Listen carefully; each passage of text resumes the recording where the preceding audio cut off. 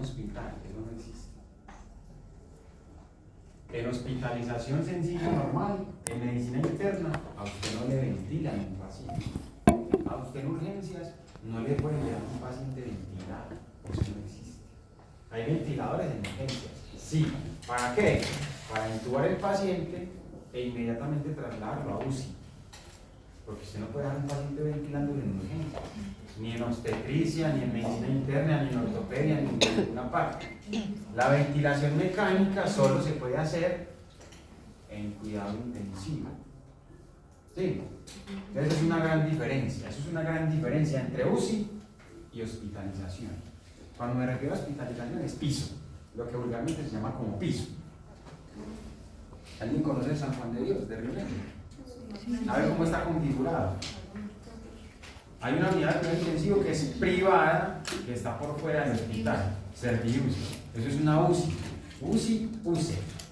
Y el hospital, es un hospital de tercer nivel, creo, ya tiene varios servicios: medicina interna, cirugía, obstetricia, pediatría, pensionados, y así. En ningún servicio de esos va a haber usted paciente ventilado, no se puede. Entonces, yo me gusta hacer esa diferenciación. Si el paciente entra en una falla ventilatoria, paciente en urgencia, falla ventilatoria, ¿para dónde va? Lo ventilan en urgencias y para UCI. Es decir, lo intuban en urgencia y para UCI. Si hace una falla ventilatoria en cirugía, de una para UCI. Ya esto es la importancia de la cirugía que puede intensivo cerca, ¿cierto?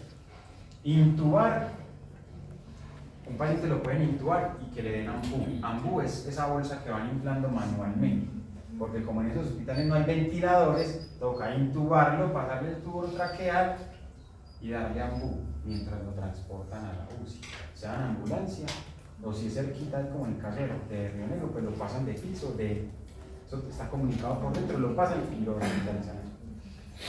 Entonces, todos los pacientes que van a UCI son pacientes que tienen falla ventilatoria o riesgo de hacer falla ventilatoria. Porque si usted no respira, en 3 minutos ya no es. Si usted no respira, en 3 minutos muere. Una persona puede hacer falla ventilatoria por múltiples cosas. Eso lo vamos a saber, lo vamos viendo en el transcurso del semestre. Una persona puede hacer falla ventilatoria por múltiples causas.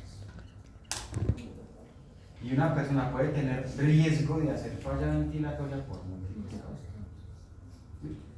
Y también hay pacientes que usted los ve que no tienen ventilación mecánica o invasiva o no invasiva, no tienen eso, sino que tienen cánula nasal. Pero ¿cómo así? ¿No se supone que aquí están los pacientes que están graves? No. Puede haber un paciente en vigilancia neurológica.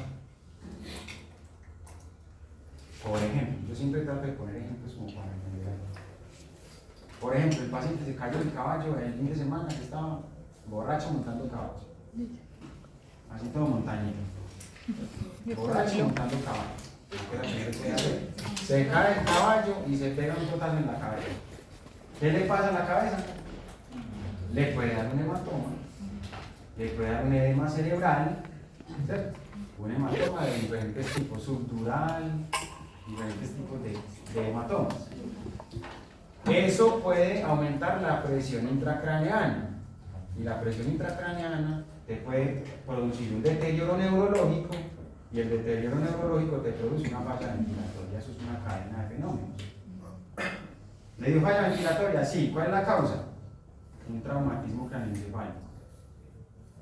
Entonces, hay muchos pacientes que están con el total falla, pero despiertos. Está más enfermo uno que ellos. Están bien, ¿no? ¿Usted cómo le va?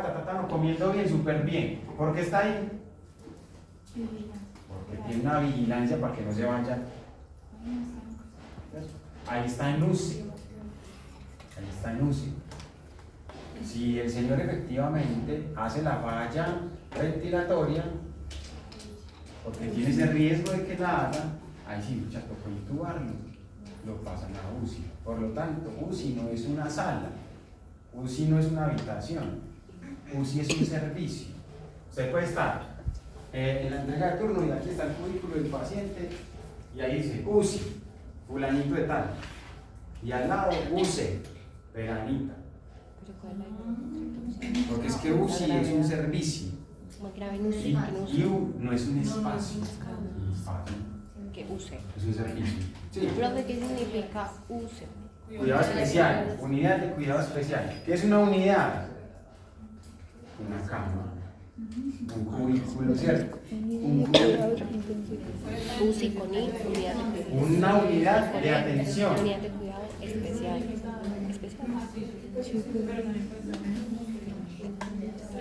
Esto, unidad de cuidado especial y unidad de cuidado intensivo. Hay UCI-N, UCI, ¿sí o no? UCI, y hay unidad de cuidado intensivo, neonatal. Estamos aquí, Y una unidad de cuidado especial neonatal.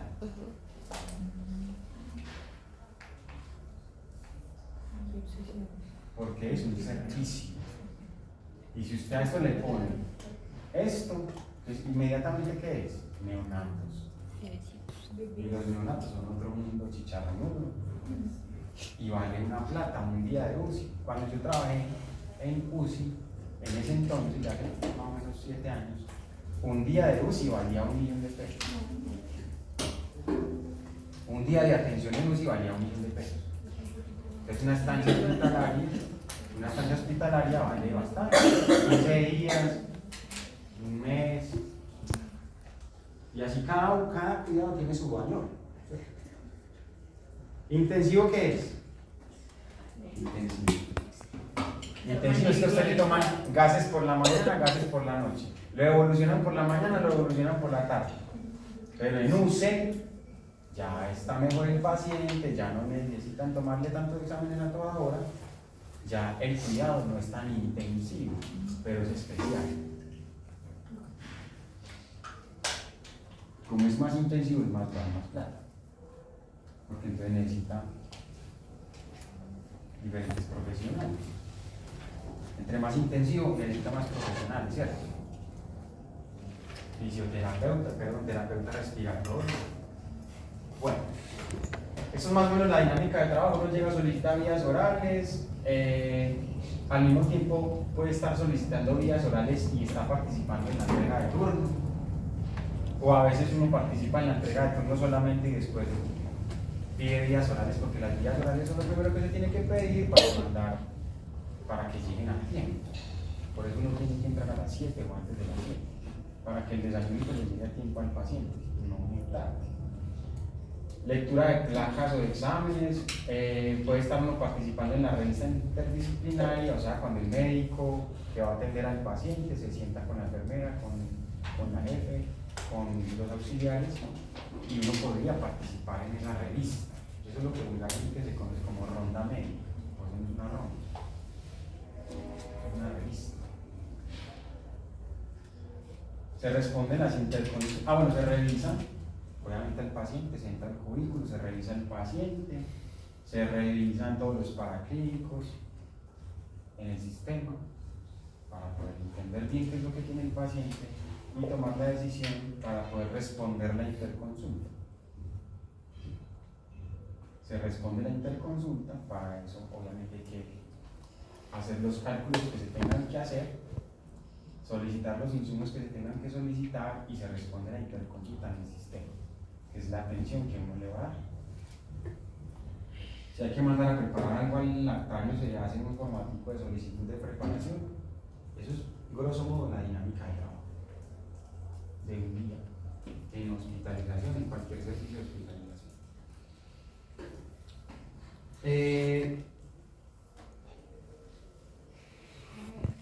Los pacientes que estén aislados, pues tratar de no entrar lo menos posible, y sobre todo en prácticas, pues cuando estamos en prácticas hay un paciente que está aislado, no entramos a ese punto.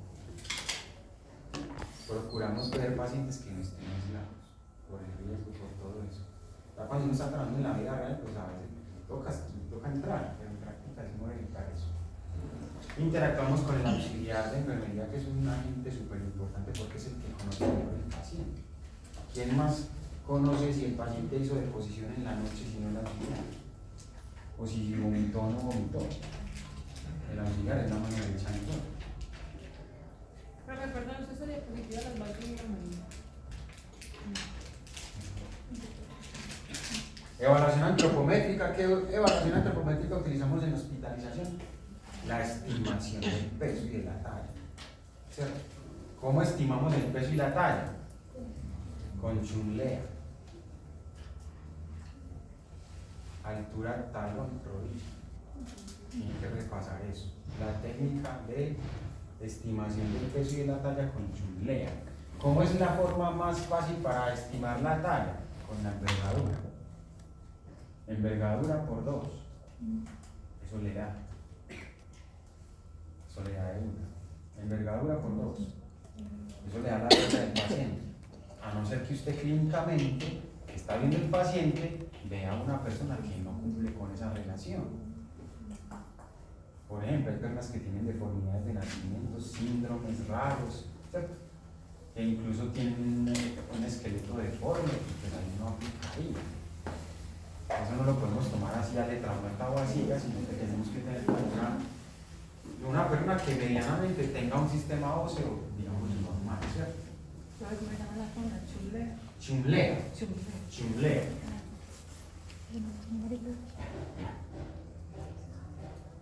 Altura talón rodilla, eso lo digo en la antropometría. Altura talón rodilla. Chunlea. Con esto se calcula tanto el peso como la talla estimada. La valoración del estado nutricional, NRS. Hay varias herramientas para uno apoyarse.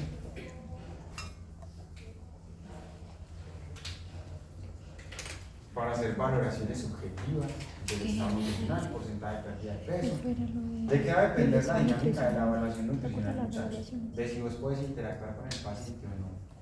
Si el paciente está intubado y sedado, no le va a responder. Las preguntas, ¿cómo comía? Que si comía o no comía, no le va a responder. Tenés que tener un apoyo de la familia. A veces no está ese apoyo. Toca trabajar con lo que haya, con lo que no vea en el paciente, ¿cierto? Si hay forma de interactuar con la familia, pues súper bien. Por lo general, hay familiares. Hay instituciones donde ventilan el paciente consciente, maravilloso, y hay instituciones donde ventilan el paciente sedado, que no es un tan buen manejo de eso realmente. Es un manejo que no es ideal. Si usted tiene un paciente ventilado y consciente, usted le habla al paciente y le va a contestar con los ojos, le dice que si usted cuánto pesa, 65, no. Entonces le va haciendo señal, 62. Porque usted no puede poner al paciente de pie para pesar, ¿cierto? No lo puede hacer. Hay camas basculantes, pues unidades de última tecnología que tienen camas basculantes y usted le toma el peso ahí al paciente, pero eso es muy raro, eso por acá no se ve. Exploración abdominal.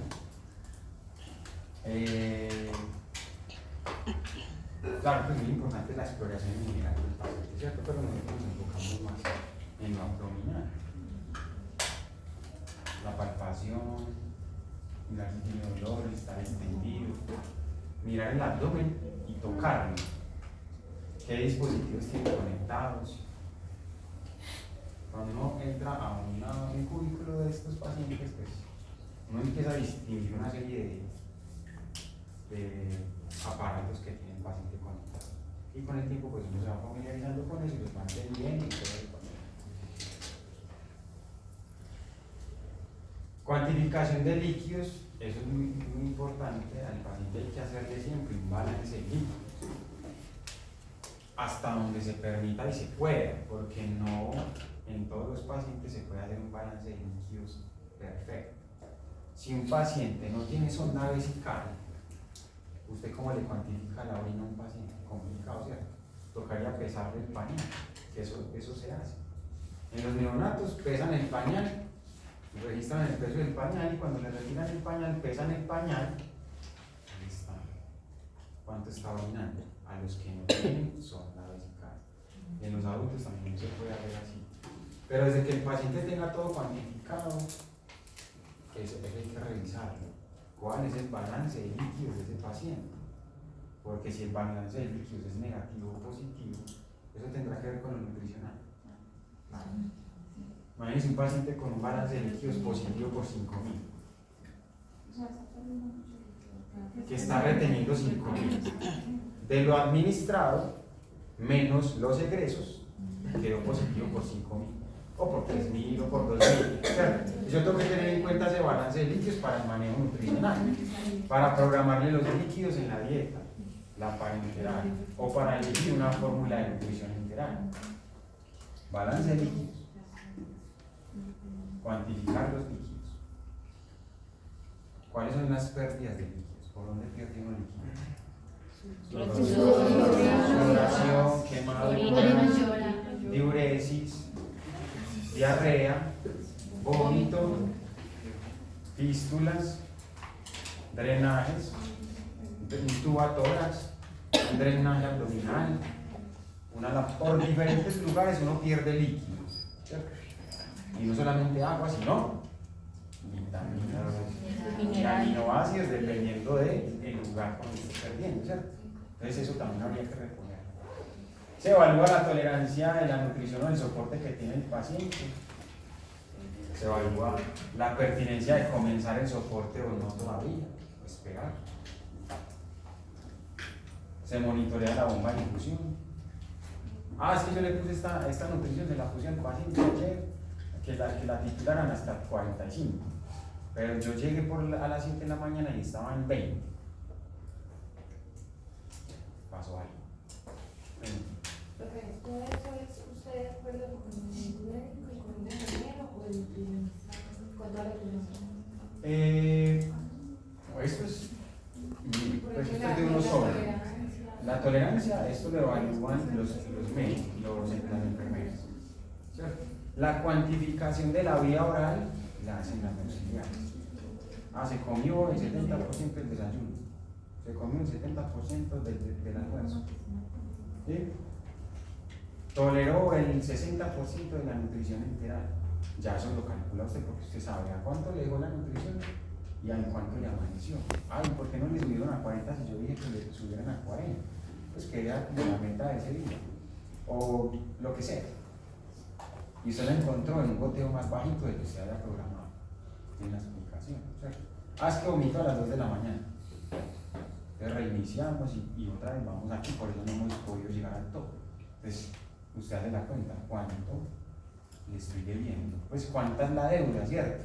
Yo le programé esto, yo le programé X valor, pero no se le ha podido suministrar ese valor. ¿Cuánto le debo? X%. Porcentaje de tolerancia. Porcentaje de tolerancia. La tolerancia es una cosa, la ingesta es otra cosa. Hay gente que come vía oral y puede que no tolere porque vomita. O puede que no es que no esté tolerando, sino que no quiere comer. No, es que no me entra, me duele, cuando como mucho me pongo distendido, entonces me estoy comiendo el 60%. No es porque no lo esté tolerando, sino porque no quiere comer más. O porque efectivamente no me está tolerando, porque cuando se come todo el almuerzo, o vomita, o se distiende, o le pasa algo. Depende de las características de la diarrea. Sí, depende. La diarrea, entonces, ¿qué es una diarrea? ¿Cuántas? Más de 7 al día. Entonces, una deposición diarreica, antes la enfermera se pegó el techo que porque hizo una diarrea, porque es una diarrea. Entonces es una deposición líquida solamente, no son más de 7. ¿Cierto? ¿Cuál es el problema de la diarrea?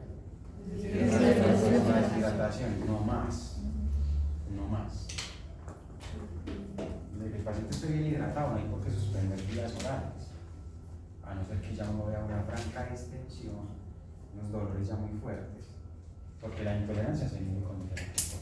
No solamente con el vómito, sino si hay distensión, si hay dolor.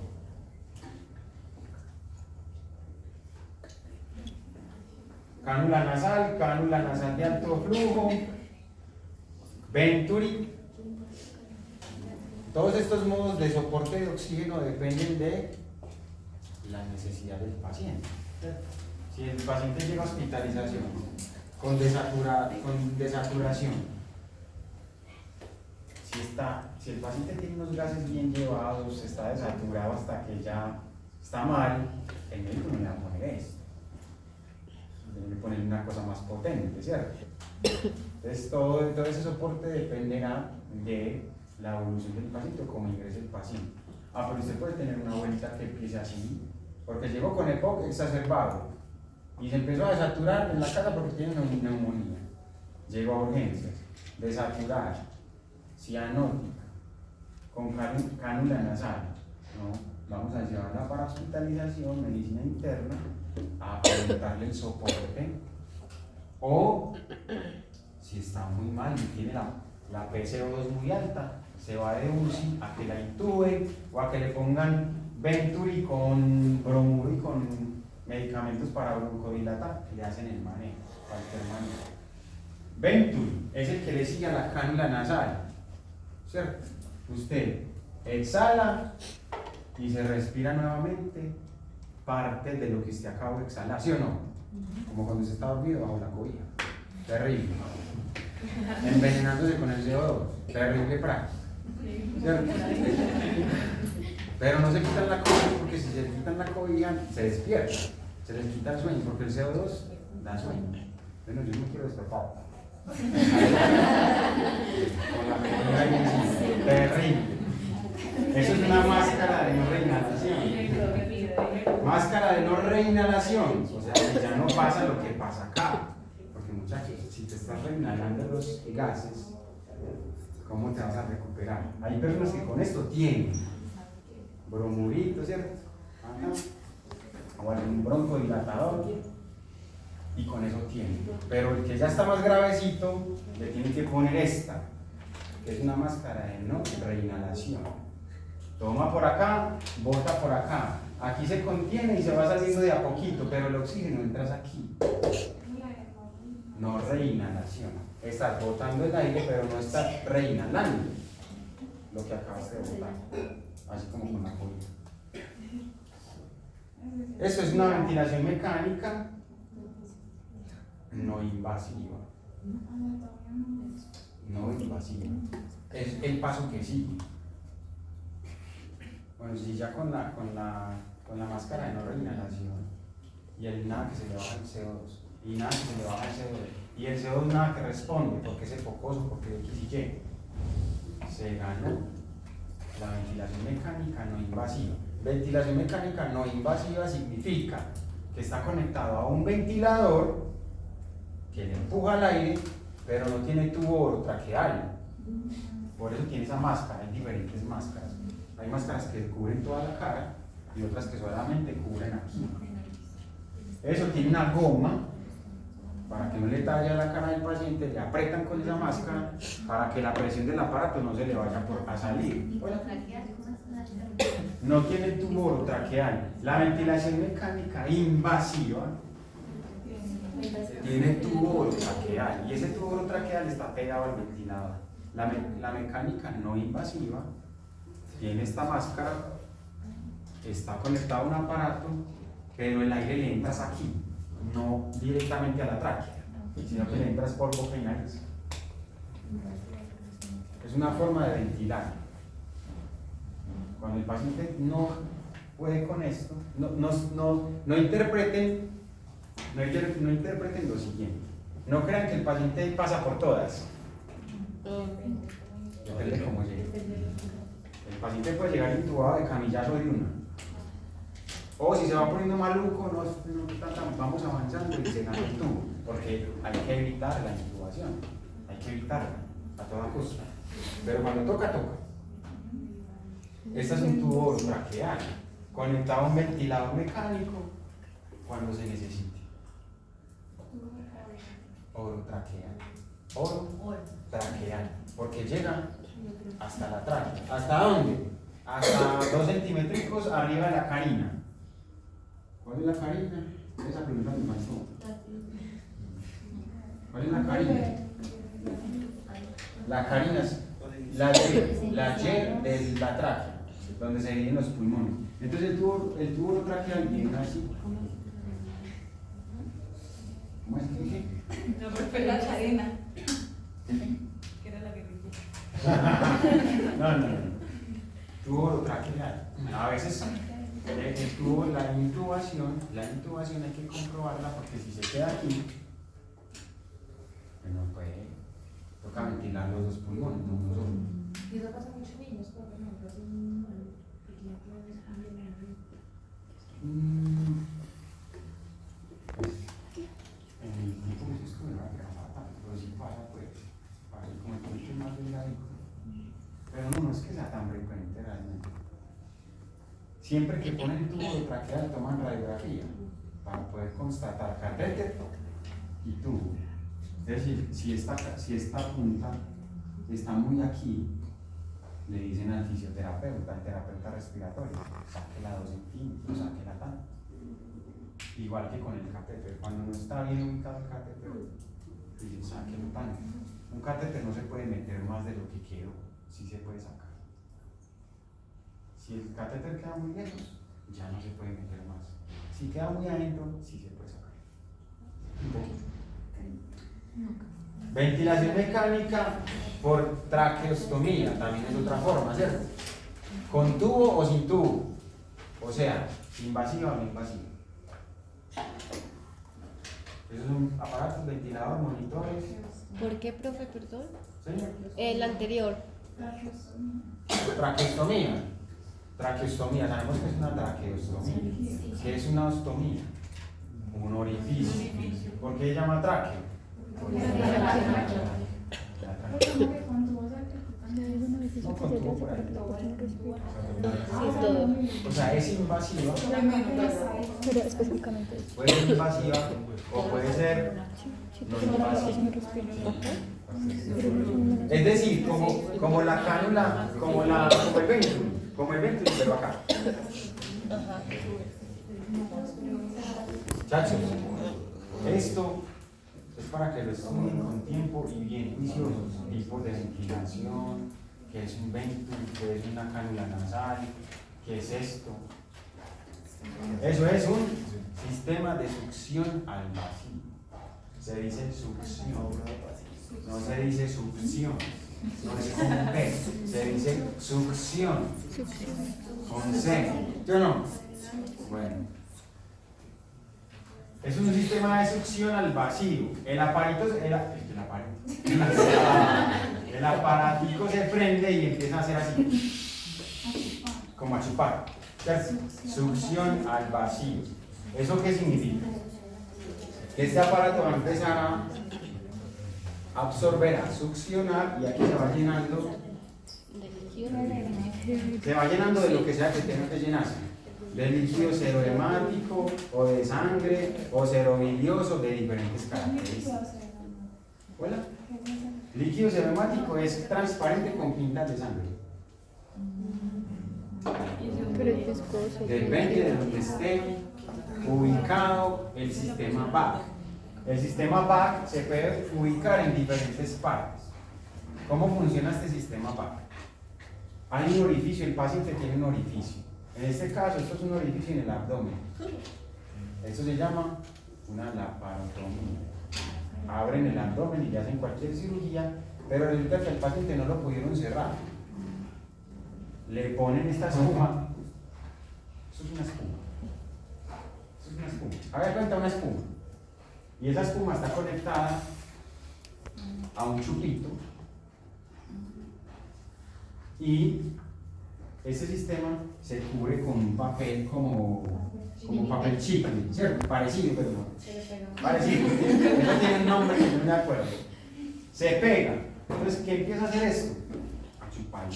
Y como no entra el aire por ninguna parte, porque está el vacío, entonces le saca el líquido. La espuma absorbe el líquido que está produciendo el abdomen y se va drenando. ¿Por qué se tiene que drenar? Que me puede dar ahí. Eso también es como lo que le ponen a los que amputan, ¿no? Pues como a la extremidad que amputan, ponen ahí como Una compresa. sí. Compresa es diferente.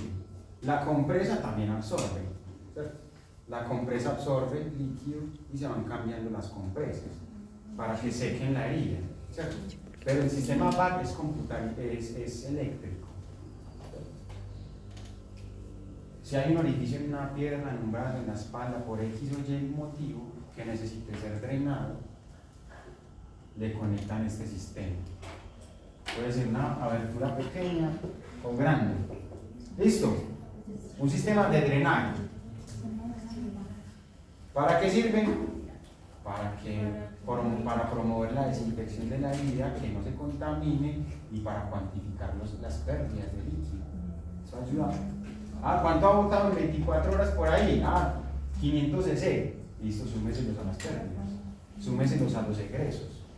Pero el objetivo de esto no es cuantificar tampoco únicamente, es drenar para mejorar el proceso infeccioso. Sistema VAC de drenaje. Esto es una laparotomía también, una laparotomía. Un paciente con un abdomen abierto pero cerrado con una bolsa que se llama bolsa de Bogotá. ¿Bolsa de Bogotá? ¿Por qué creen ustedes que a este paciente no se le podrá cerrar el abdomen? No, porque necesitan investigar más si pasa. Hacer lavados, está infectado, tiene edema intestinal, entonces no hay forma, es como una persona de O si de necesitan 130 de cintura, ponerse una S. Se llama bolsa de Bogotá. No le va a hacer nada. Puede tener peritonitis, está infectado, Porque inflamado y por lo tanto el inflamado. intestino está edematizado y no hay forma de cerrarlo. ¿Cómo se copia bolsa aquí? Bolsa de Bogotá. Bogotá, como se escribe Bogotá. Con las reacciones intestinales también, hay que a veces tienen que esperar y que se Cualquier proceso abdominal en donde el intestino esté muy edematizado y tengan que hacer una exploración abdominal, la exploración abdominal toca abrir el abdomen. Por ejemplo, un paciente llega con una cosa que se llama abdomen agudo. ¿Qué es el abdomen agudo? Un dolor abdominal intenso que no se sabe qué es. Toca abrirlo. Le hacen pruebas y le duele por todas partes. No, toca abrirlo porque puede ser una peritonitis y se puede agravar y se puede morir el paciente. Exploración abdominal. Le abren el abdomen, exploran, encontraron esto, X, Y, Z, listo. El intestino está muy inflamado, no se puede cerrar. Lo suturan con la bolsa de Bogotá, no lo pueden dejar expuesto, ¿sí o no? Pues, obvio no. Suturado, afasia. ¿Cuál es la diferencia entre esto y esto? Que este está como cosido Con la piel. Este está suturado con la piel. Suturado. Y este está como por dentro.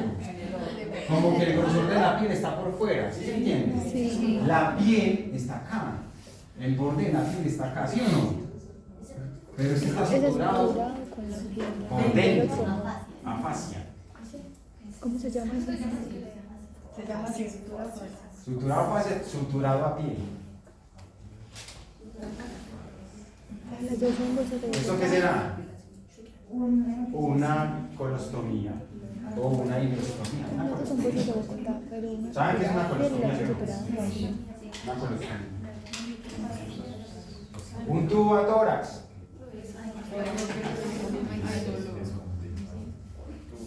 El típico muchacho que estaba por ahí donde no debía estar. Le pegaron una puñalada trapera. Entonces hay un derrame pulmonar, una salida de sangre Tubo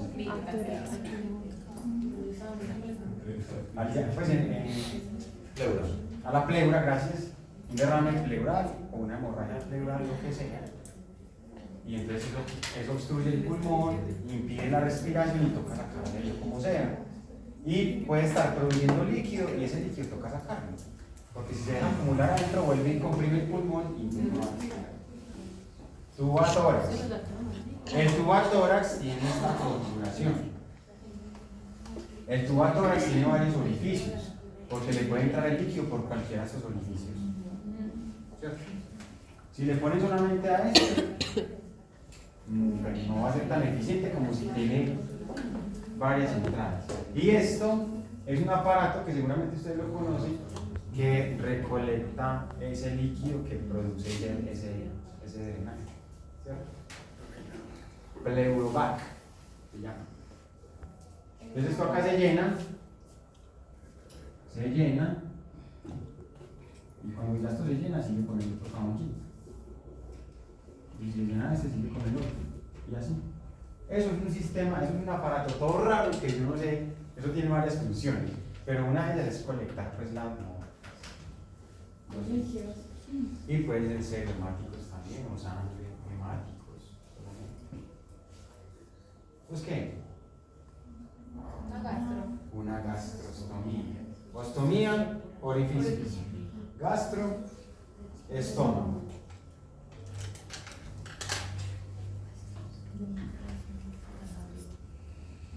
Esta es una colostomía.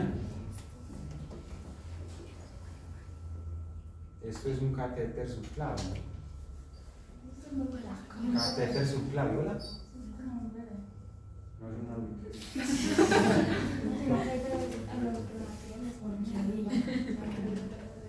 más que todo es el umbilical, catéter umbilical, porque es que los bebés son muy chicharros para poner esos aparatos, entonces tienen que ser venas más grandes. O si catéteres, el umbilical es el típico que le echan los bebés. O el femoral. Esta vena. Es un catéter subclavio, de hecho. Se sutura piel para que no se mueva. ¿Sí le ven la sutura? Sí.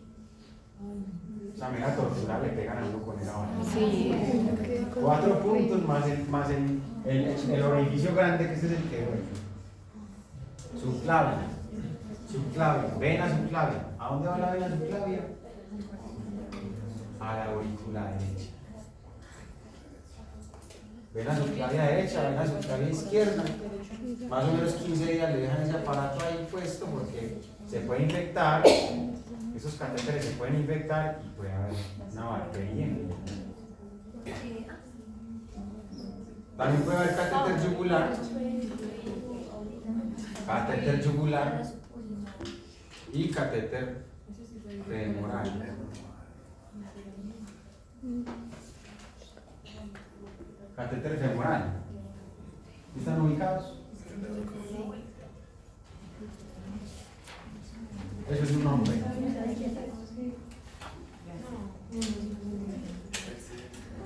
Catéter central de inserción periférica. Catéter central de inserción periférica. Eso se llama PIC. Catéter central. ¿Por qué central? Porque la punta tiene que estar en el corazón. Aquí. Acá, preferiblemente la punta tiene que estar en la aurícula derecha. La punta del catéter, todo catéter central, la punta debe estar en la aurícula derecha. A veces, son tan malas los médicos que meten un catéter subclavio. El catéter subclavio que vimos ahorita en la otra imagen, ese es un catéter central. Punto. Central. ¿Por qué? Porque está puesto aquí de una. En una vena central, que es la subclavia. Y bajan la punta del catéter hasta la aurícula derecha. A veces son muy de malas y se vienen por aquí. Nada que hacer, toca dejarlo ahí. Sirve, funciona, no pasa nada, pero lo ideal es que llegue acá. ¿Por qué? Para tomar los gases. ¿Dónde está la sangre más desoxigenada de todas? En la aurícula derecha. ¿Sí o no? La sangre más desoxigenada del organismo del cuerpo, ¿dónde está? En la aurícula derecha, porque es el trayecto final. Ahí es donde está más desoxigenada de todas. Pasa al pulmón, ¿sí o no? A ser oxigenada. Entonces, de acá es donde tienen que tomar muestras de sangre para tomar gases, tasa de extracción y cosas para evaluar cómo está hemodinámicamente el paciente, ¿cierto? Catéter central de inserción periférica, porque se inserta ¿por dónde? Por una vena periférica. ¿Pero a dónde queda la punta del catéter? En el corazón. Catéter central de inserción periférica. Se llama PIC.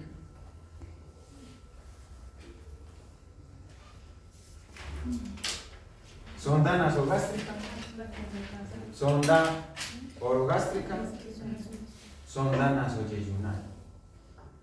No hay más. Avanzada. La nasoyeyunal es la avanzada. Sonda nasogástrica, orogástrica y nasoyeyunal o avanzada. ¿Cómo se diferencian las dos? Una sonda, a ver, una sonda orogástrica o nasogástrica es una sondita de un calibre más grueso que el de la avanzada. Es una sonda avanzada. Tiene unas líneas como de referencia y es delgadita y es como más maleable, es como más cauchudita, más flexible. Sonda avanzada. Sonda orogástrica o nasogástrica. Esta es más, pero esta va al estómago porque es más gruesa. ¿De qué depende? ¿Dónde va? ¿Cómo va? ¿Por dónde va? Si hay una obstrucción, Del ¿dónde? paciente. Eso depende de varias cosas. Bombas de infusión. Esta es muy común que uno la vea en los hospitales. Muy común que uno la vea en los hospitales. Aquí está la nutrición puesta. Baja por acá. Aquí hay un molino y aquí va para el paciente. ¿Cierto? Esto es un molinito. O sea, acá ponen el equipo, pues, ¿cierto? El equipo, la sonda. La sonda la ponen desde el paciente, la conectan al equipo, y este dispositivo tiene una parte en donde la sonda es elástica y flexible. ¿Sabemos la diferencia entre flexibilidad y elasticidad? ¿Sí o no? La sonda, desde acá hasta acá es elástica y flexible. El resto solamente es flexible. O sea, el resto de la sonda se puede curvar, pero no se puede estirar. ¿Sí? ¿Qué pasa con esto acá? Hay un molinito que le va haciendo así a la sonda, como cuando se está rellenando morcilla. Entonces es un rodillito, pues es un molinito que tiene unos palitos, digamos así, unas barritas. Cuando gira, va jalando la nutrición, pero así como ordeñando, pues, aquí. Y entonces esto se programa acá, el goteo, lo que usted lo quiera programar, y esto va a girar, bueno, esto va a girar,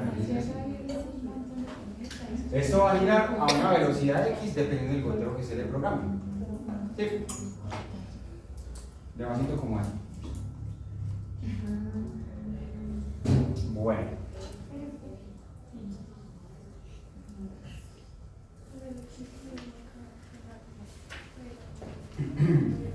¿Qué hora es? No sé, señor.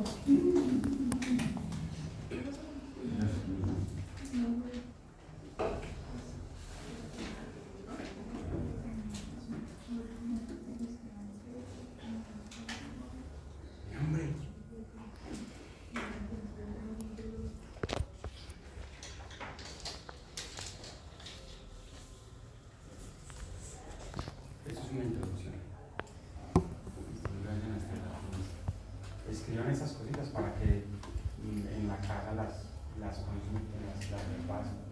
Todo esto se puede consultar por aparte. Pues, todos los pacientes tienen un pronóstico. El soporte nutricional depende del pronóstico del paciente. Un paciente llega con un pronóstico bien malo. paciente está bien grave, usted ese día no hace nada.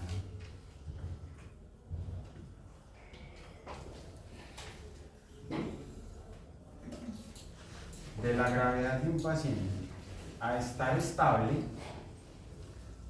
hay muchos pasos, hay muchas variantes.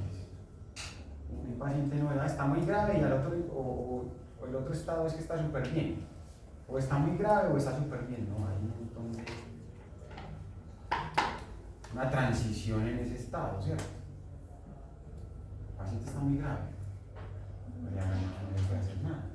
No lo puedes atender, no le puedes instalar ninguna nutrición. El paciente se empieza a mejorar. ¿En qué punto de esa mejoría yo ya sí le puedo poner una nutrición? ¿En qué punto? Ahí es donde está el criterio de uno, porque eso no está escrito en ninguna parte. Si el paciente tiene esto y esto y esto y esto, no le ponga nada, pero si tiene esto y esto y esto, sí le puede poner. Ustedes tienen que aprender a identificar cuando un paciente sí está para ponerle y cuando un paciente no está para ponerle nada. Profe, ¿cuál sería el ejemplo de cuando no está para poner nada? No podríamos hacer ese ejemplo con una sola cosa. Tendríamos que poner todo un caso completo, que tenga todos los parámetros y hacer un análisis, que lo vamos a hacer un análisis para decidir y definir, y definitivamente este paciente no se le puede poner nada. Porque no solo, o sea, ese ejemplo que vos pedís sería un caso clínico completo. ¿Cuáles son los parámetros que yo evalúo, no que yo evalúo, sino que uno debe evaluar? ¿Cuáles son los parámetros que uno debe evaluar para definir qué tan grave está un paciente? ¿Cuál sería el principal? ¿Ustedes qué dicen? ¿Cuál sería un parámetro? El parámetro que usted dice, no, es que este paciente está muy mal. Por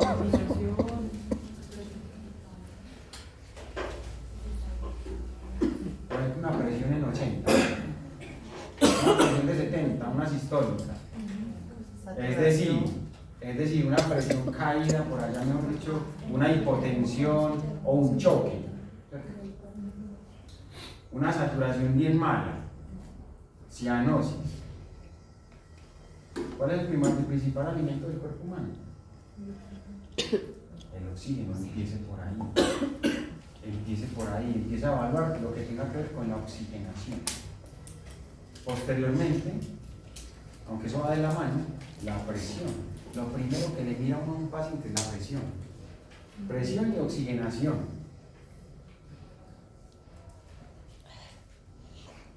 Usted llega al cubículo y el paciente tiene 180 de presión. 180 de sistólica, lo máximo que yo he podido ver de una sistólica, 205. Y uno cree que ese paciente ya se va a estallar de la hipertensión tan tesa, en crisis hipertensivas y cosas así. No se siga derecho por el cubículo, ni siquiera a mirar nada. Ese paciente tendrá que estar en una fase de reanimación que empieza a responder al tratamiento para, ahí sí, empezar a pensar que se le puede poner. Pero hay cositas que le dicen a uno, no, definitivamente no le hagan nada a ese paciente. Por ejemplo, una presión bien alta o una presión muy caída. Presión caída, choque. Presión muy alta, una crisis hipertensiva o hipertensión, que cuando está muy alta se le puede poner porque es un paciente que tiene un alto riesgo de mortalidad. Lo que pasa es que es más tolerable en muchos casos la hipertensión que la hipotensión. Porque si hay hipotensión, ¿cómo estará la perfusión?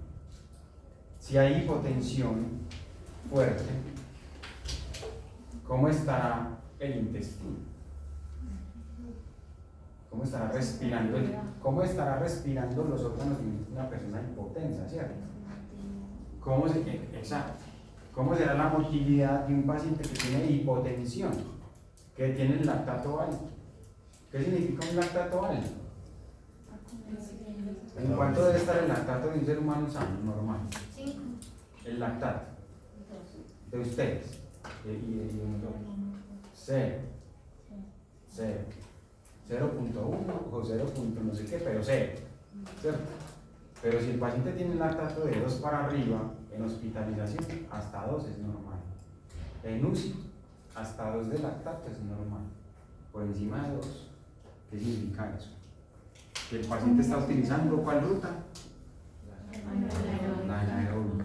Y si el paciente está utilizando, el paciente no, el organismo del paciente, el organismo está utilizando la ruta anaeróbica, ¿eso qué significa? Poca Que hay poca oxigenación.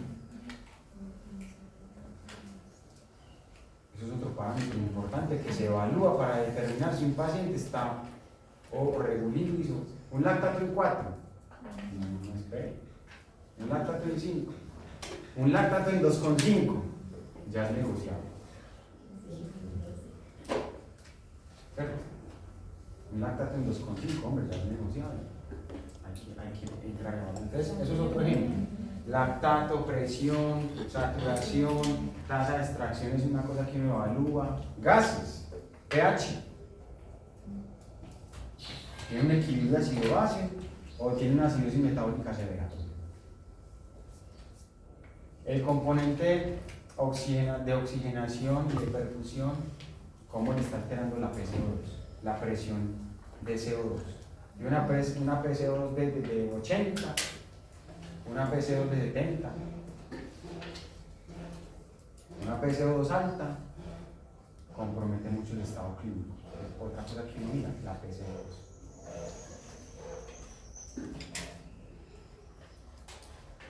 Y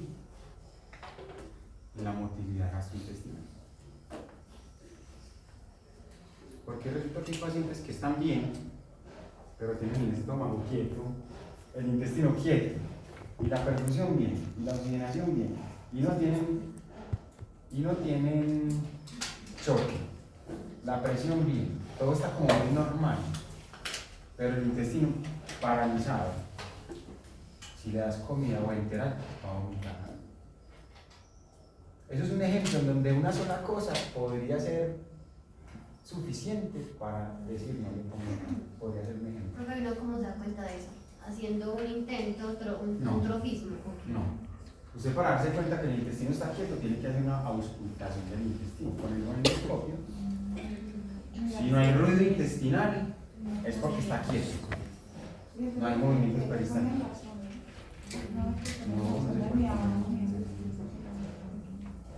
Si el estómago está quieto y el intestino se está moviendo, no siempre, depende. Lo que pasa es que la decisión de una nutrición parenteral o de enteral, una decisión de un soporte nutricional no depende de una sola cosa, depende de todo un conjunto de cosas.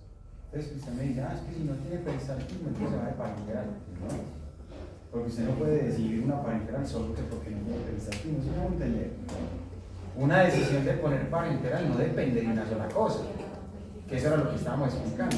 Depende de mirar muchas cosas y tomar una decisión con base en varios aspectos. Pero yo no puedo decir, madre, como tiene el intestino quietecito, entonces se puede parenteral. No. Y si usted le pone parenteral al otro día ya está moviendo el intestino. ¿Quién paga parenteral? Y pase por nómina. Pase por nómina que se la descuentan. Porque es cierto, eso es un manejo que se hace.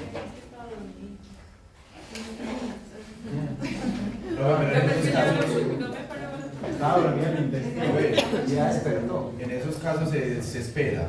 Sí. No solo es la paciente, esperan al otro día o. La pérdida, el híleo intestinal. ¿Qué es híleo? ¿Qué es híleo? No, señor. ¿Qué es híleo? Yo no estoy diciendo ileón.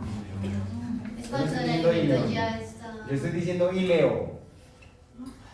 El híleo es parálisis intestinal o gástrica. Híleo gástrico. Es que el estómago está quieto. Híleo gastrointestinal. Las dos cosas están quietas. Gastrointestinal. Híleo. Parálisis. Hay muchas causas de parálisis.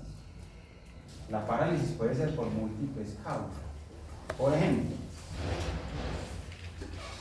la más famosa para el nutricionista. Una causa de parálisis intestinal, la hipocalemia. Si el paciente tiene el potasio en el piso, ese intestino no se va a mover o está muy lento. Tiene un peristaltismo lento. La cirugía gastrointestinal, la laparotomía, explorar el abdomen, joder el abdomen y los intestinos. ¿Cómo sale el paciente de la cirugía? Con el intestino como raro, como que ¿qué pasó aquí? Porque es que el intestino tiene mente propia. Entonces el órgano lo envían a joder y a mover y a lavarlo y no sé qué, sale como apretadito, como estresado, entonces se queda quieto. Pero él va recuperando, se va calmando y se va recuperando. Entonces el líquido depende de varias cosas. Hay prokinéticos, medicamentos que aumentan el peristaltismo, procinéticos o prokinéticos, se pueden dar. Este paciente tiene el peristaltismo disminuido, pero el potasio está normal. Dele prokinéticos. Si el potasio está normal, dele potasio primero, no le ponga prokinéticos, pues ni ponle potasio. La hipocalemia genera disminución del peristaltismo. La hipocalemia. Potasio, hipocalemia. Nivel de potasio bioquímico importante, bajo de la puede provocar Eso es hipocalcemia. hipocalemia. Entonces, son condicionantes de Cuando el iniciar, potasio se mueve condicionantes con la del inicio, ¿cierto? Y del soporte. Hipocalemia es cuando está por debajo del normal. ¿Sí? Condicionantes del El inicio. potasio está bien, muchos. que es lo que se le tapa el mundo. Le inicio, no le inicio. Le inicio con poquito o con más o menos. Yo puedo iniciar una nutrición trófica. ¿Cierto? Yo puedo iniciar una nutrición trófica, porque hay que iniciar lo más rápido posible, porque hay que evitar la deuda calórica. Hay que iniciar lo más rápido posible porque ese intestino no se debe quedar sin comida muchos días porque se afecta la microbiota intestinal. En esos casos, el síndrome de realimentación está muy alto. Pues obviamente sí. Hay riesgo de que haga síndrome de realimentación y eso es un punto que uno lo evalúa siempre. ¿Cuáles son los pacientes que tienen riesgo de síndrome de realimentación? La desnutrición, la baja ingesta de alimentos, las pérdidas, el vómito, la diarrea. Paciente, baja ingesta. Que usted le pregunta a la familia, no se viene comiendo mal hace como 15 días. Y el Casi tiempo no come. también, ¿no? Hola. Y el tiempo también, pues. El tiempo, sí, exacto. Porque no es que viene comiendo mal, pero hace 3 días. No es como tan grave. Ya uno corrobora esa gravedad con los paraclínicos. ¿Sí? Pero el tiempo es importante. ¿Cuántos días lleva con diarrea? ¿Cuántos días lleva con vómito? ¿Cuántos días lleva con baja ingesta? ¿Sí? Con eso yo establezco un posible riesgo de síndrome de realimentación. ¿Con qué lo corroboro? Con el potasio, pero primero con el fósforo. El fósforo es fundamental para establecer ese riesgo de síndrome de realimentación. Tienen que repasar fisiología del ayuno, fisiología del ayuno y síndrome de realimentación. Fisiopatología del síndrome de realimentación. ¿Por qué un paciente con síndrome? O sea, ¿cómo se produce el síndrome de realimentación? ¿Cierto? ¿Por qué entra una persona en síndrome de realimentación? Entonces, cuando usted ve ese paciente con esa historia de que no comió bien, de diarrea, de vómito, de X y Y, le toma unos exámenes y el fósforo bajito, el potasio bajito, el magnesio bajito, ni se le ocurra ponerle 25 calorías por kilo, porque lo mató prácticamente. Ahora los pacientes casi no se mueren de síndrome de realimentación, ¿saben por qué? Porque, bueno, sobre todo en UCI, porque como el paciente lo están monitoreando seguido, le están tomando potasio más seguido. Vea, se le bajó el potasio, reponga. Se le bajó el fósforo, reponga. ¿Cierto? Entonces usted le inicia la nutrición a un paciente con síndrome de realimentación, que está haciendo síndrome de realimentación.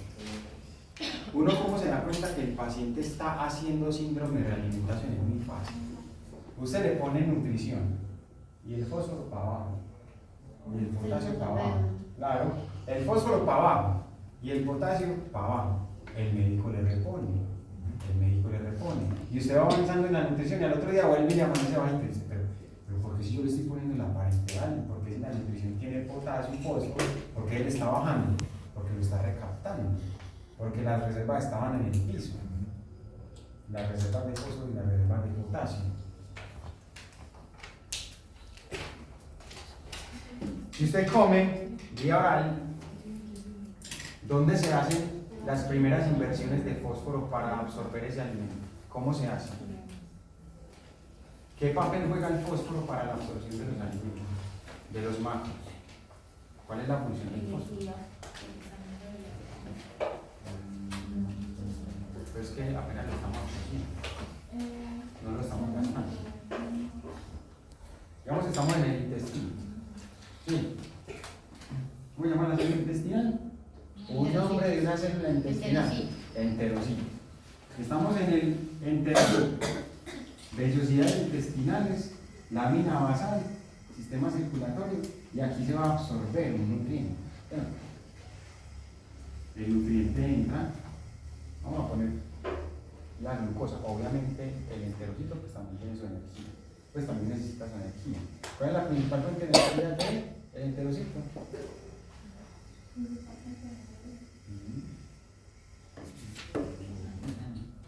Oxígeno.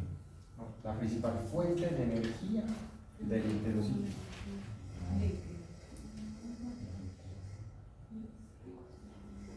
No. La glucosa.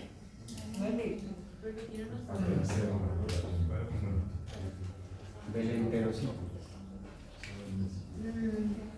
Es un aminoácido muy famoso últimamente. Glutamina. La glutamina. L-glutamina. La glutamina. Es el principal. Por eso hace parte de la mucosa. Y por eso lo mandan en el intestino permeable. No, cuando lo mandan en esos casos es porque como ayuda a la síntesis proteica también. La glutamina y la arginina ayudan a la síntesis proteica en pacientes quemados, con intestino permeable, con cosas para cicatrización más rápida, ¿cierto? ¿Qué le pasa a la glucosa cuando ingresa a una célula?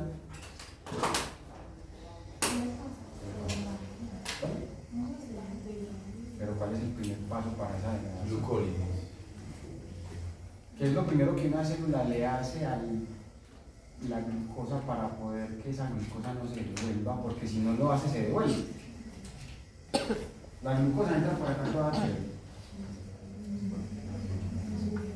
Y si no se le hace ese proceso, se puede devolver. Entonces, cuando el cuerpo, cuando la célula le hace eso que tiene que... La vuelve mono, ¿no ve? Cuando la célula le hace lo que le tiene que hacer, La ya la atrapa y comienza el proceso de glucólisis aeróbica. Pues la insulina no es la que abre la puertecita de la célula. No, porque es que aquí se está absorbiendo en el intestino. La divide en moléculas pequeñas. La fosforina. Estamos hablando de fósforo. La fosforina. Se le pega un fósforo. ¿Y cómo se va llamando? Glucosa 1-fosfato, glucosa 2-fosfato, y ahí para arriba. ¿Cierto? Es decir, cuando la glucosa entra a la célula, pilas, tanto a la célula somática como a la célula intestinal se fosforila. Se le pega un fósforo, y se le pega otro, y después se le pega otro. 3. ¿Sí o no? Ay, no sé. 3. Ay, no sé. 3 fósforos por cada molécula de glucosa. Entonces, cuando la persona tiene el fósforo en el piso, y si usted le da una carga de glucosa bien áspera, se le baja el fósforo en el torrente sanguíneo. Porque el fósforo poquitico que hay aquí en el torrente sanguíneo, ¿para qué es? Para el corazón. El poco fósforo que tiene ese pobre organismo es para el corazón, porque si no le va a dar un paro cardíaco. Entonces lo poquito que tiene circulando es, mejor dicho, sagrado para el corazón. Las reservas están depletadas. Las reservas en los diferentes tejidos. Todo está en cero. Y lo poquito que hay ya está en el corazón, perdón, en la sangre, para que el corazón lo utilice. Cuando usted le pone un montón de glucosa aquí y envía la glucosa a entrar a lo loco, y la célula a sacar fósforo del torrente sanguíneo. ¿Y cómo está en plasma el fósforo? Va abajo, paro cardíaco. Se puede morir fósforo y potasio. Porque para todos se necesita potasio. Para todos se necesita potasio. Esto pasa con nutrición enteral, utilizando el intestino, y pasa con nutrición parenteral. Porque es la misma dinámica. Solo que una es en absorción y otra cosa es en utilización. En utilización de la glucosa en el músculo, en los tejidos. Entonces el síndrome de realimentación es muy importante porque hay que evitarlo. ¿Cómo se evita? Si hay riesgo de síndrome de realimentación, tenés que ir dándole calorías de a poquitico, de a poquitico, de a poquitico. Profe, lo de fósforo, magnesio y potasio, ¿eso se encarga el médico de dárselo Sí. o uno mismo? Sí, la nutrición tiene, Sí. pero si hay que hacer reposiciones urgentes, eso lo hace el médico. Si usted va a programar una nutrición parenteral que tiene fósforo, usted le programa lo basal. Pero si hay una disminución abrupta del fósforo, usted ya no se la puede inyectar a la nutrición parenteral, ¿cierto? Porque la nutrición parenteral es para 24 horas. Entonces todo lo que son ajustes, reposiciones rápidas, eso lo hace el médico. Potasio y todo lo que sea eso. ¿Por qué se suspende un soporte? Si hay vómito, distensión, dolor abdominal, todas esas características del comportamiento gastrointestinal, se puede suspender una nutrición, se puede suspender una vía oral, hígado gástrico o intestinal, o los dos. Si se confirma una obstrucción intestinal, una fístula de alto débito, cualquier cosa como grave que pase en el intestino, ahí toca suspender. El paciente iba bien, 2, 3 días todo bien, pero llegó un punto en donde se chiquició el paciente, amaneció maluco, se fue para un lado abdominal y llegó maluco, lo que se dice vulgarmente como tocado, llegó tocado el paciente. Entonces suspendámosle o bajémosle el goteo, ¿cierto? Llega de cirugía, ¿cuál es uno de los efectos muy famosos de la anestesia? El vómito, el mareo. Entonces se va para cirugía, ¿cierto? A un lavado, a lo que sea, llega maluco, como vomitando, toca suspenderlo. Se le puede volver a reiniciar, pero hay que mirar. Código lila, el paciente no, ya se va a morir. No. Hay instituciones donde les dejan el soporte nutricional, eso son políticas institucionales. Hay instituciones donde se les quita el soporte. Usted va a hacer lo que la institución haga cuando se cuente. No, es que aquí a los pacientes le damos una muerte digna. Una muerte digna sin dolor y sin hambre, ¿cierto? Entonces, déjele la nutrición. Hay otras instituciones donde se la quitan cuando el paciente ya se va a morir. Código lila. Si un paciente llega con un alto riesgo de muerte, no le vamos a poner nada, porque si yo le programo una nutrición y el otro día amanece fallecido el paciente, pase por no. Retroceso del estado ácido base y de perfusión, se pone maluco el paciente, hay que retroceder y le estamos dando 30 calorías por kilo. Pues toca dormir. Se va de cirugía el paciente. El paciente llegó anoche. Le van a programar una cirugía. Son ejemplos. El paciente llegó, le van a programar una cirugía y usted, bueno, mientras el paciente llega de la cirugía, yo le voy a programar la nutrición porque el paciente tiene una cirugía y resulta que no llega el paciente. Y usted ya con todos los 3 hechos. Y ya le formulo, usted perdió el tiempo, ¿cierto? Obviamente, cuando la cirugía es de alto riesgo, no se programa nada, espera que venga, porque si no llega aquí.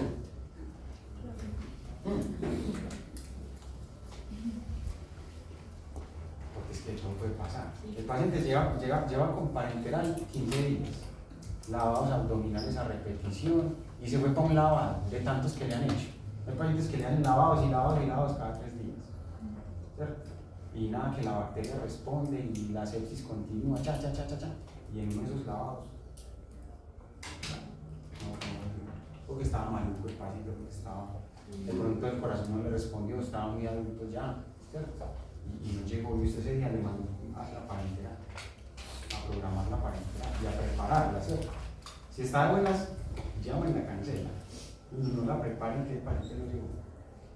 Pero si ya la preparan, ya, pase por no.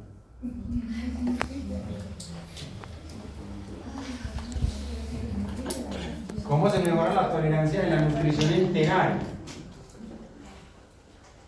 ¿Será que la nutrición parenteral tiene tolerancia? ¿Será que la nutrición parenteral se tolera o se intolera? Si usted tiene nutrición parenteral, no puede vomitar. Pero no vomitará nutrición, ¿cierto? Si tiene nutrición en el sistema venoso y vomitó, entonces ¿qué le va a suspender? ¿Sí me hago entender? Si vomitó, pues por algo tiene la parenteral, ¿sí o no? Pero si tiene enteral, ahí sí hay que tener mucho cuidado con la tolerancia. Procurar maximizar la tolerancia. Maximizar la tolerancia. ¿Cómo? Con infusión continua. Uno como garantiza o no garantiza, no, porque el nutricionista no garantiza nada. Uno como procura que el paciente tolere lo mejor posible. Póngale una infusión continua. ¿Cierto? Infusión continua. ¿Cómo se mejora el movimiento intestinal? Lo que les decía ahorita. Prokinéticos, primero mirar el potasio. Si el potasio está bien y el intestino no responde, es porque la causa del híleo sea más cirugía, ¿cierto? Alguna situación pues, que esté ahí produciendo esa poca motilidad. En esos casos puede ayudarle el médico con el neostigmina o prostigmina, que son prokinéticos. ¿Han oído hablar del protocolo de las? ¿No? Consulta. Protocolo de las. Es un protocolo. Desde hace tiempo se está tratando de calar en Sudamérica, pero no han podido. Es un protocolo de tratamiento médico y nutricional para los pacientes en el pre, en el quirúrgico y en el post, que busca evitar la desnutrición, obviamente busca que la cirugía que le hagan al paciente sea todo un éxito y evitar la desnutrición y evitar la hipoglicemia en el postoperatorio, evitar la hipoglicemia en el operatorio. Hay pacientes que hacen hipoglicemia en el operatorio. ¿Por qué? Porque lleva 3 días esperando la cirugía y entonces en ayunas porque no puede comer para ir a cirugía. Entonces ayuno. Hoy no la pudieron hacer. Un día de ayuno ahí de los cocos. Al otro día, no puede comer porque hoy sí se la van a hacer. Y nada. Ese protocolo trata. Es una cosa europea. Ahí les queda para que lo consulten.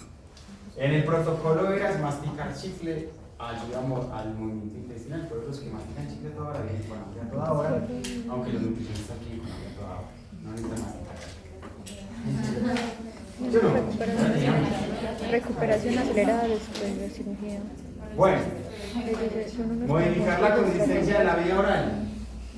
Cuando se necesita, cuando se requiere, hay que modificarla para mejorar la tolerancia. O hacer modificaciones del soporte nutricional. Eso se hace, sobre todo las modificaciones se hacen más en la nutrición parenteral. Usted le pone una fórmula de nutrición enteral al paciente y usted no puede decir, ay, ves que esa no era, al otro día la va a cambiar. No pase por no. Eso se lo van a glosar. ¿Cómo así? ¿Usted para qué le puso esa fórmula? Usted le pone una fórmula y a los 3 días se la está cambiando por otra. ¿Qué va a decir el auditor? ¿Y usted por qué le puso esta? Si esa no era la indicada. Es que me practican.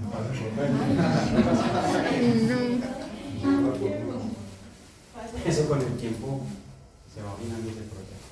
Por eso, para tomar la decisión de poner una fórmula, pues hay que mirar las indicaciones de la fórmula del paciente para tomar la mejor decisión y que a los auditores que no saben ni gorro de nutrición no les dé por poner problema.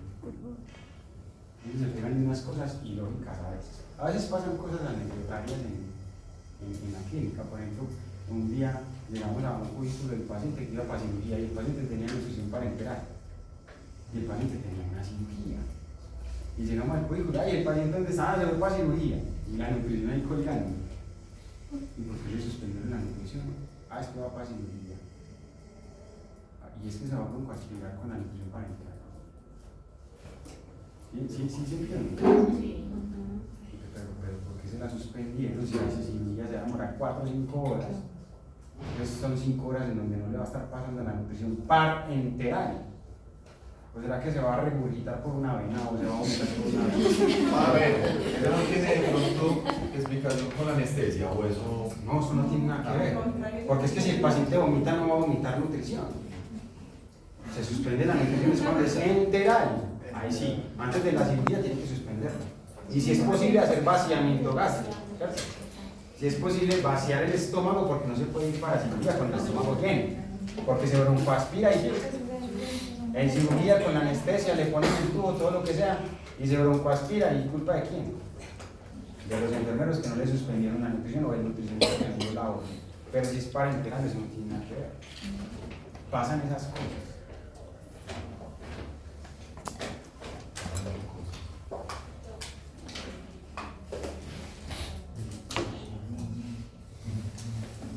Bueno,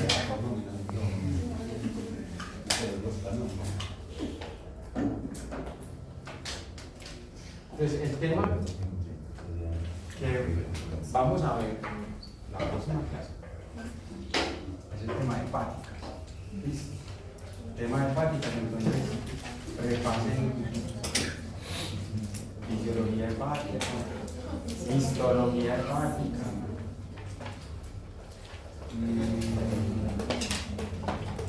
Sí, más que todo como la fisiología hepática, ¿cierto? No se metan como con cosas de patología, ¿no? Sino la fisiología. Sí, fisiología. Repasar cosas, sí, hepática. Muchachos, gestionen el conocimiento. Yo no les voy a mandar nada. No les voy a mandar nada porque documentos de fisiología hepática hay millones en internet, pero millones, ¿sí o no? Entonces empiecen a leer y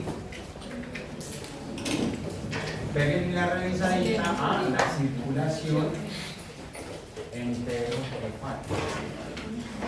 ¿Cómo profe? Circulación enterohepática. Peguen una repasadita a todo ese tema de anatomía vascular principalmente del lecho hepático y del lecho enterohepático. Sí, peguen una revisadita de eso porque para enterohepático y como toda la circulación hepática, hepática y biliar.